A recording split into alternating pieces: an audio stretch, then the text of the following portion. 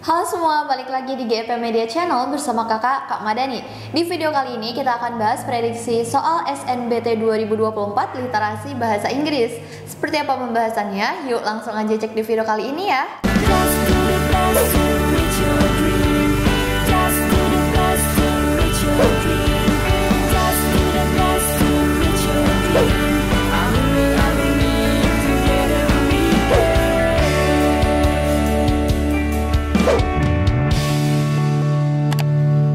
Kapan lagi kamu bisa ikutan tryout UTBK gratis di GP Media? Kalau bukan sekarang, ikuti syaratnya dan kirim bukti screenshot di gpmedia.id ya, jangan sampai ketinggalan. Buat kalian yang lagi cari tryout SNBT dan ujian mandiri untuk masuk PTN, kita punya solusinya.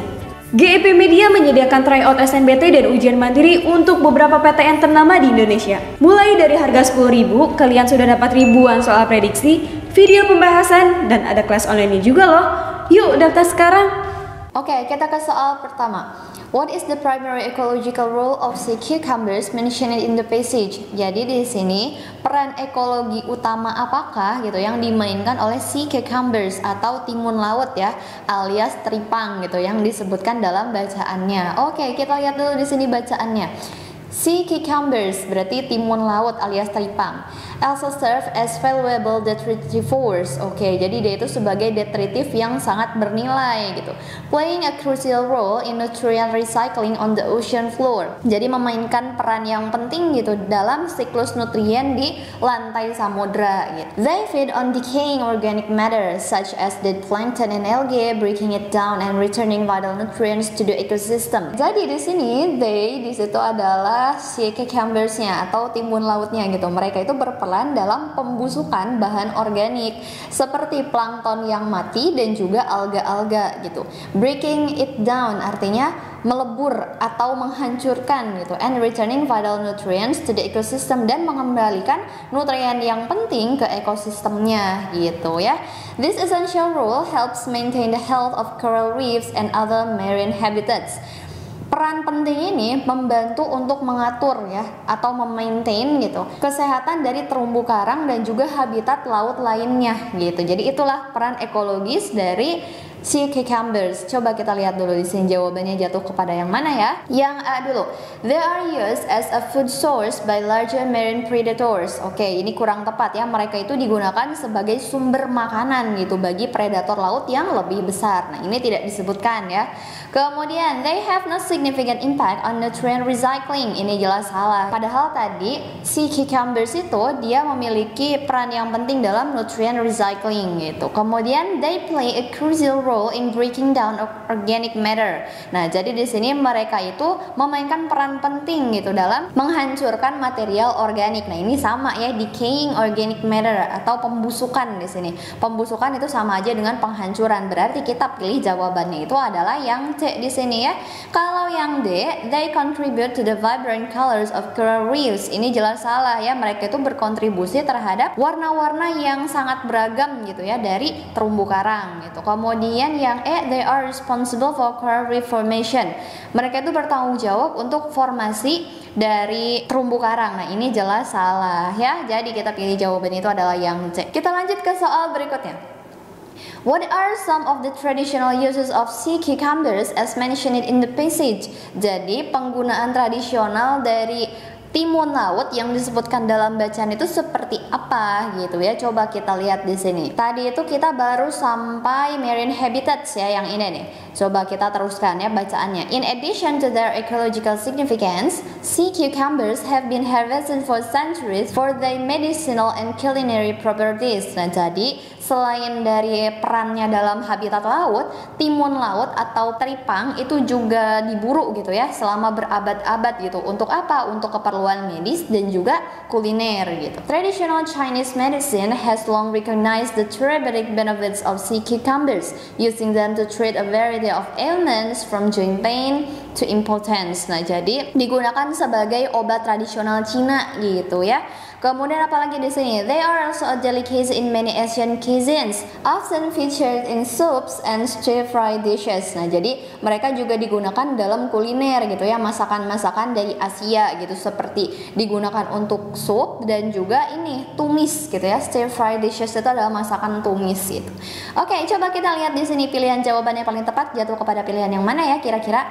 Yang A dulu. They are used to make colorful coral reefs. Nah, ini jelas salah ya. Mereka itu digunakan untuk membuat warna-warna yang beragam gitu dari terumbu karang. Kemudian they are common food source for larger marine predators. Nah, ini jelas salah ya. Mereka itu digunakan sebagai sumber makanan utama gitu untuk predator laut yang lebih besar. Kemudian they are employed in Asian soups and stir-fry dishes. Mereka itu digunakan dalam sup-sup dan juga masakan-masakan tumis dari Asia. Nah, ini bisa ya. Oke, kita lihat dulu yang D.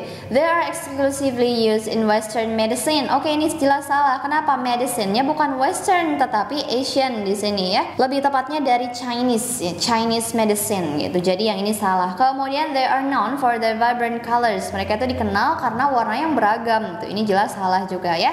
Jadi kita pilih jawaban itu adalah yang C. Lanjut ke soal berikutnya. Ini sudah berbeda lagi bacaannya ya. Coba kita lihat dulu soalnya. What is the black mamba's primary method of defense when it feels threatened? Jadi apa metode pertahanan utama dari black mamba gitu ya ketika dia merasa terancam? Oke, coba kita lihat di sini ya, mana yang merasa terancam. Oke, kita lihat dulu di paragraf pertama. The black mamba, scientifically known as Dendroaspis polylepis, is one of the most feared and enigmatic snakes on the African continent. Oke, berarti ini tentang ular mamba ya, black mamba lebih tepatnya. Dia itu hidup di African continent atau dataran Afrika. Despite its name, it's not black but takes its name from the inky black coloration of the inside of its mouth, which it displays when threatened. Jadi namanya itu bukan berarti ular mambanya berwarna hitam, tapi black mamba sendiri itu disebabkan karena warna ya di sini, warna dari mulutnya yang berwarna hitam seperti tinta gitu,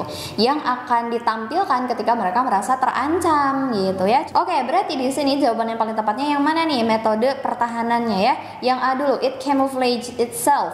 Itu berkamuflase, jadi si black mambanya berkamuflase. Nah, ini dia jelas salah ya. Kemudian it attacks aggressively, ini jelas salah juga ya. Kemudian it displays inky black mouth coloration. Nah, ini jelas betul ya. Jadi akan menampilkan atau menunjukkan warna mulut yang hitam seperti tinta gitu. Jadi kita pilih jawabannya itu adalah yang C. Kemudian yang D, it coils into a defensive posture. Jadi dia itu membentuk postur melingkar gitu sebagai bentuk pertahanan. Nah, ini jelas salah juga. Kemudian yang E, it retreats and hides. Dia itu mundur dan juga bersembunyi. Nah, ini jelas salah juga ya. Jadi kita pilih jawaban itu adalah yang C. Lanjut ke soal berikutnya. Which purpose is served by the black mamba's remarkable swiftness? Jadi di sini ya, tujuan dari kecepatan yang luar biasa dari black mamba gitu, itu apa gitu ya. Jadi swiftness itu artinya kecepatan, kalau remarkable itu luar biasa gitu. Jadi ular black mamba itu dia memiliki kecepatan yang luar biasa, tujuannya untuk apa gitu ya. Coba kita lihat dulu di sini yang ada swiftness atau enggak speed ya. Di sini ada jatuh ke paragraf 3 ya di sini nih. One of the most striking features of the black mamba is its incredible speed. Nah, jadi di sini black mamba itu dia memiliki kecepatan yang luar biasa gitu. It can move at speeds of up to 12.5 miles per hour. Ya, jadi di sini kecepatannya bisa lebih dari 12,5 mil per jam atau sekitar 20 km per jam, which makes it one of the fastest snakes in the world. Jadi di sini membuatnya menjadi ular yang tercepat di dunia gitu. Kemudian the speed is a crucial asset for hunting and escaping predators. Jadi kecepatannya ini itu adalah aset yang krusial atau aset yang penting gitu untuk berburu dan juga melarikan diri dari predator. Oke. Jadi kita lihat di sini purpose-nya itu apa? Yang ada dulu capturing prey, menangkap mangsa, bisa ya di sini untuk hunting tadi ada. Kemudian territorial dominance, dominansi teritorial gitu atau kepemilikan wilayah ya. Jadi di sini tidak disebutkan, jadi ini salah. Kemudian surviving in harsh climates, bertahan hidup di iklim yang sangat keras, ini jelas salah juga ya. Tadi itu dari escaping predators atau melarikan diri dari predator gitu ya. Bukan untuk survive di iklim yang dia keras gitu. Kemudian climbing trees, ini jelas salah ya. Kemudian warning potential predators, ini jelas salah. Bukan memperingatkan tetapi melarikan diri gitu ya. Jadi kita pilih jawabannya itu adalah yang A, capturing prey. Oke teman-teman, di sini seperti biasa kakak punya satu soal latihan untuk kalian. Silakan dijawab dan share jawabannya di kolom komentar ya. Sekian pembahasan di video kali ini. Semangat belajarnya and see you in the next video.